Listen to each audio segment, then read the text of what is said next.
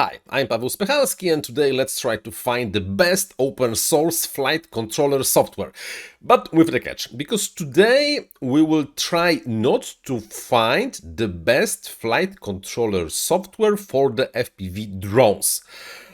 Because we will go one step further and look at the whole picture from the slightly wider angle. Because we will take a look not only at the flight performance or the number of professional pilots flying this or that flight controller, but we will also take a look at the airplanes, at the ease to use, at the hardware supports problem, or for example, can this thing be used on the airplane or on the rover or boat or whatever else. So we are not today really finding the best flight controller software for the mini quads, and we will not answer what's better, EmuFlight or Betaflight or INAV. We will also take a look at the Ardupilot. And besides the flight controller firmwares I mentioned before, this is the whole list. Because in this comparison, we will be looking only at the actively developed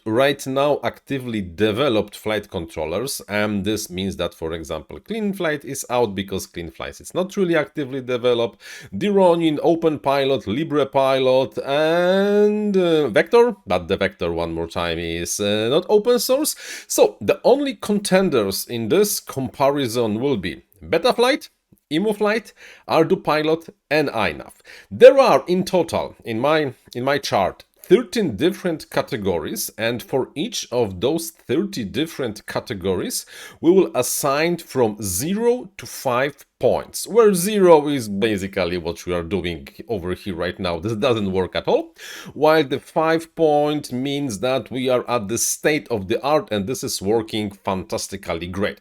At the end, after checking those 13 categories, we will just count the points and see which flight controller is the best. But bear in mind, not the best for the FPV mini quads, but the best as the most universal, mature, and, well, basically the best. Bear in mind, it doesn't mean that you should switch to it, because in your specific case, something else might be really, really better. So, without further ado, let's roll! The category number 1 is the easy start, and by the easy start I understand the simplicity to start using the firmware. Of course, the more complex firmware will have lower easy start level because it's harder to get through all the options and responsibilities. On the other hand, the less functions firmware really offers, it's simpler to start. So, as the easy start, probably the winners are Betaflight and EmuFlight, because they are quite similar. They both work mainly on the 5 or 3 to 7 inch multirotors, and they work great on the defaults. And if you are using one of those, you are probably have majority of the settings already configured in at least optimal level. So they get 4 points each. INAV, it's more complex, still quite a lot of materials, and it's relatively easy to start with INAV, so it gets 3 points, while the Ardupilot, as the more basically complicated flight controller and more advanced flight controller firmware, gets only 2 points. User-friendly graphical user interface. Right, so Ardupilot loses, because if anybody ever had to use the application that's used to configure Ardupilot should know what I'm talking about. So unfortunately, Ardupilot over here gets only 1 point, while Betaflight, EmuFlight, and the INAV get, I think, probably the maximum score over here, that is 5 points. The third category is maturity. Why maturity? Because the more mature the flight controller firmware is, the smaller the chance that something is wrong with the latest release. Because some basic problems, bugs, and in general, unexpected behaviors should be discovered long ago, and we are only keeping the maintenance of the basic core functionality, then there is the lower chance that something will go terribly wrong during the flight. And in the maturity category, definite winner is the Ardupilot, because Ardupilot is just the most mature of them all. So it gets 5 points. And then the competition, Betaflight and INAV get 3 points each, and EmuFlight, as the youngest of them all, gets only 2 points. Not that it's very likely that it will break during the flight, however, it's not as mature as other competitors. The fourth category is wide hardware support.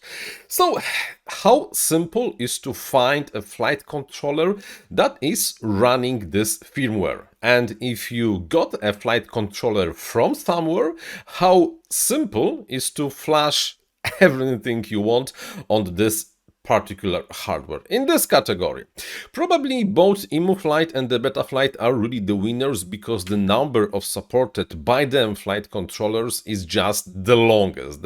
They are supporting almost everything besides probably Pixhawk and some really super specialized Ardupilot designed hardware. So they get 5 points.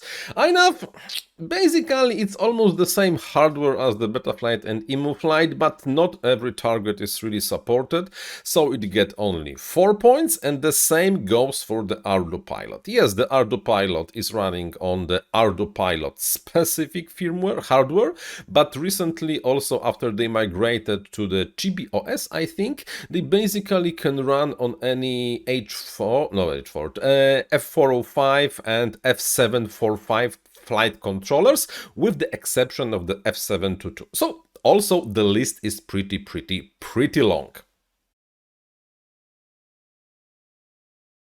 The category number 5, the cream. Are those firmware great for, well, mini quads, FPV mini quads on the amateur level? So when you just want to do the flippity floppy around the tree, or race with your colleagues around the improvised track or something like that.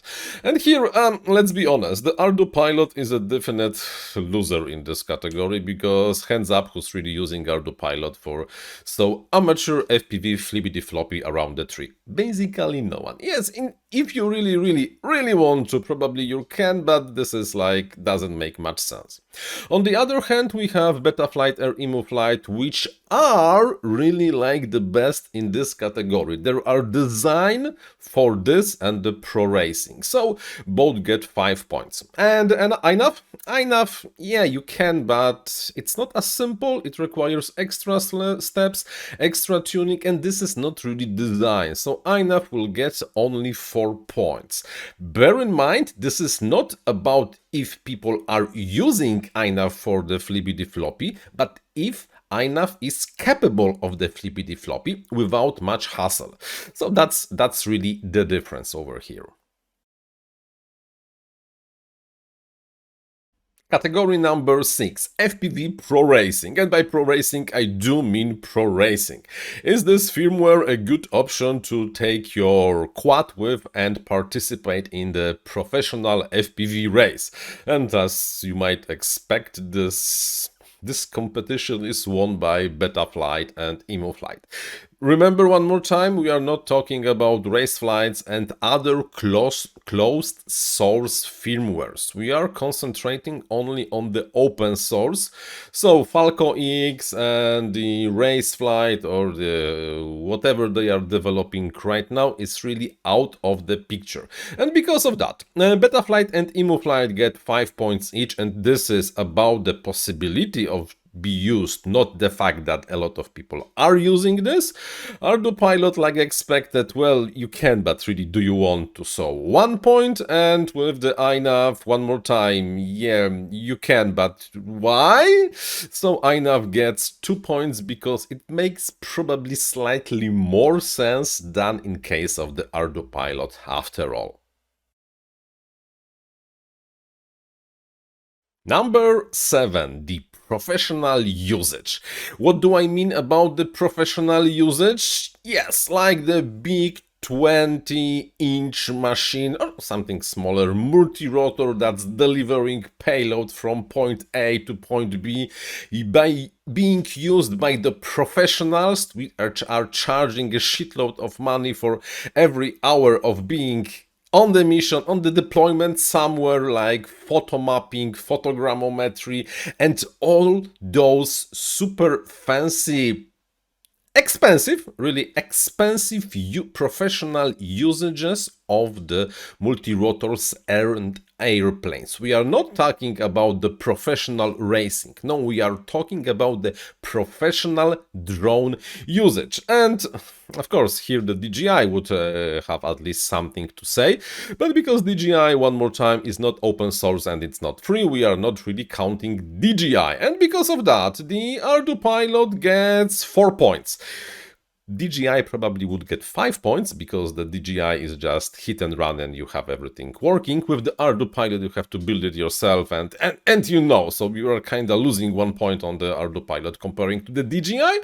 INAV, yeah, you can run a small subset of what Ardupilot offers with INAV if you really want to, and then probably there are some usages also for Betaflight and EmuFlight for it, so they get like 1 point. But let's be honest, if you are really thinking about using multirotors or airplanes on the professional level for earning money, you will either go DJI or Ardupilot if you want to keep yourself open sourced. We already had the FPV multirotors for the flippity floppy, so now let's talk about big multirotors. When we start going above the 7 inches, 8, 10, 12, 20, you name it.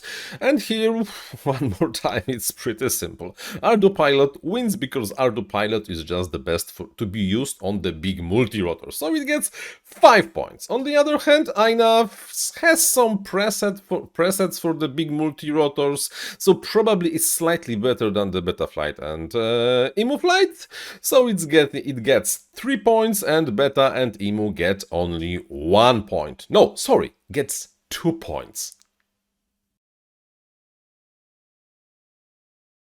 The number 9 is the airplane support.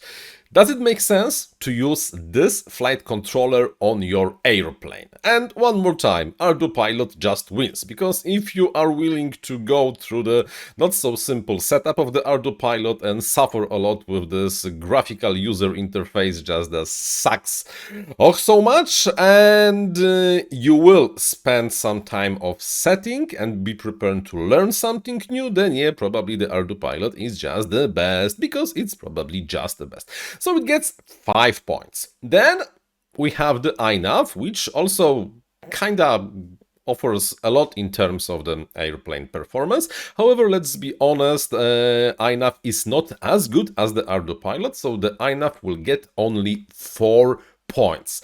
And how does the Betaflight and EmuFlight go into this, into the mix? Well, you know, if you really want to, you can have Betaflight running on your flying wing. Yes, you can. Does it make sense? Yeah, okay, but why? This is just the general question. So only because it's possible, because you can do it if you really want to, both get 1 point. The next category, rover and boats. So it does not fly, so it either has to drive on the ground or float in the water, right? How does the Ardupilot meets the requirements for being used on such a platforms? wins, because it has the specific rover boat and even the submarine module for the Ardupilot. So let's be honest, if you really want to have something like a super good experience with rovers boats and so on, then you just go into Ardupilot because it's the best. INAV, on the other hand, has some of the features required to be used on the rovers, some on the boats, very little on the submarines, let's be honest. So let's give the INAV 3 points over here. Betaflight and INAV, and Betaflight and EmuFlight, yeah, probably if you really want to, then you can. But on the other hand, why would you like to do it when there are other platforms that just can do it better? So they get both 1 point, only because it's technically possible to have a working, let's say, rover with the Betaflight. But that's really all. Return to home and safety. Simple, right? If something goes wrong a mile or two away from you, how sure can you be that the things that you are flying or driving or whatever will come to you in basically one piece? One more time, Ardupilot as the most advanced, most proven, and most really like the meant to be used on those kind of applications when you might lose something a kilometer or two away from yourself wins, because it's just the best in the role. INAV, yeah, will also work. On the multirotors. It will even land you pretty nicely where you started, and on the aeroplanes it will handle the controlled crash. No, the crash. Okay, controlled descent, hoping that nothing really goes seriously wrong during the process. And the Betaflight and the EmuFlight has only what? The GPS rescue. And in terms of the safety, the GPS rescue is only a rescue. This is really like a rescue procedure, not really a controllable return and then landing. And it works only on the multirotor, so unfortunately those two can get only 1 point, because it's there, it's for the rescue, and really don't expect much more from it than like dropping closer to you than you were before. Autonomous flights. Waypoints mission, just launching the stuff into the air and forgetting that it even exists for like an hour, then it comes back to you and lands when you started. Pretty simple, right? After all, MultiView was doing something like that. But only because the MultiView was doing something like that like 6 years ago, does it mean that Betaflight can do it. So Betaflight and EmuFlight, of course, get exactly 0 point because they just cannot do it. INAV, yeah, can. It has the subset of the navigation, and right now, I think with the latest release of INAV, it really caught up to what MultiView was offering years ago. So let's give INAV a 3 points over here. And Ardupilot, the best. One more time, just the best. So let's just assume that if you want to have the best firmware for the waypoints and missions, then yeah, go with Ardupilot. Right. The last category is extra bells and whistles. And what do I mean by extra bells and whistles? Yes, exactly. Extra bells and whistles. The hardware, the support, the configurations that, yeah, they have some usages, but really you do not probably are using them every day. So for example, like the 360 rangefinder coverage, so you can run the obstacle avoidance, or some very specific rangefinders, some very specific hardware have the very specific sensor design only for those very few of you that really would like to use it in those very specific cases. Over here, Ardupilot, the widest support of different extra hardware and the operational scenarios like upflows, obstacle avoidance, because it has the obstacle avoidance, so it wins with 5 points. INAV has something, like has the LiDAR, has the one rangefinder, has the upflow sensor, some barometers and so on, so let's give it a 3 points. That's kind of like That's honest, 3 points. Betaflight and EmuFlight, slightly less. Slightly less because the number of extra sensors supported by them, of course, is lower. There is no so many of the lidars, rangefinders, opflows, and so on and so on and so on. So let's give it a 2. A fair 2 because the barometer and the Mach is not really always what you need. And now it's time to add up the points and find out who the winner is. And almost like expected, because if you paid attention to the winners of every of the categories before, then you probably already know that the winner is the Ardupilot, and the only places where Ardupilot is not really the best is the flippity floppy on the mini quads, racing is of use, and the user interface that is just awful. In almost every other category, Ardupilot is just winning with this competition in form of INAV or the Betaflight. So, okay, it won. Then, who's the second one? INAV. It has some of the features in almost every category that the Ardupilot has.